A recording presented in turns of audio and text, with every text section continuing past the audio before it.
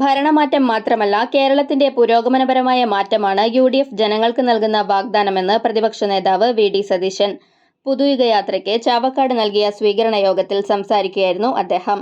പൂച്ച പെറ്റുകിടക്കുന്ന കേരളത്തിന്റെ ഖജനാവ് മികച്ച സാമ്പത്തിക നയത്തിലൂടെ UDF സർക്കാർ പണം കൊണ്ട് നിറയ്ക്കുമെന്ന് സതീശൻ പറഞ്ഞു. വെന്റിലേറ്ററിൽ കിടക്കുന്ന കേരളത്തിന്റെ ആരോഗ്യ മേഖലയ്ക്ക് പുനർജീവൻ നൽകും.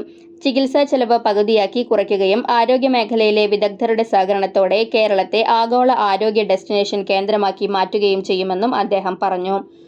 വർഗീയതയുടെ കാര്യത്തിൽ സംഘപരിവാറിന്റെ അതേ വഴിയിലൂടെ ചേട്ടൻ ബാവ അനിയൻ ബാവ കളിയാണ് BJPയും CPMും നടത്തുന്നത്.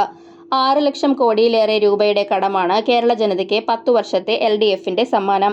ഈ ദുസ്ഥിതിയിൽ നിന്നുള്ള മോചനമാണ് പുതുയുഗയാത്രയുടെ സന്ദേശമെന്നും പ്രതിപക്ഷ നേതാവ് പറഞ്ഞു. പാണക്കാട് സാദിഖ് അലി ശിഹാബ് തങ്ങൾ സ്വീകരണ യോഗം ഉദ്ഘാടനം ചെയ്തു. LDF ജനങ്ങൾക്ക് ഭാരമായെന്നും UDFനെ പ്രതീക്ഷയായാണ് കാണുന്നതെന്നും അദ്ദേഹം പറഞ്ഞു. CH റഷീദ് അധ്യക്ഷനായിരുന്നു. LDFന്റെ വികസനത്തള്ള് അവസാനിപ്പിക്കാൻ സമയമായെന്ന് മുഖ്യപ്രഭാഷണം നടത്തിയ PK കുഞ്ഞാലിക്കുട്ടി പറഞ്ഞു. MPമാരായ ബെന്നി ബെഹനാൻ, കൊടിക്കുന്നിൽ സുരേഷ്, VK ശ്രീകണ്ഠൻ, UDF നേതാക്കളായ Joseph ടാജറ്റ്, TV Chandramohan, Abdul Rahman Randathani, O Abdurahman കുട്ടി, Jose Vallur, Sunil Anthikad, Shibu Meeran, OJ Janeesh, PM Sadiq Ali, CA Gopaprathapan, RP Basheer, KV Shanavas തുടങ്ങിയവർ സംസാരിച്ചു.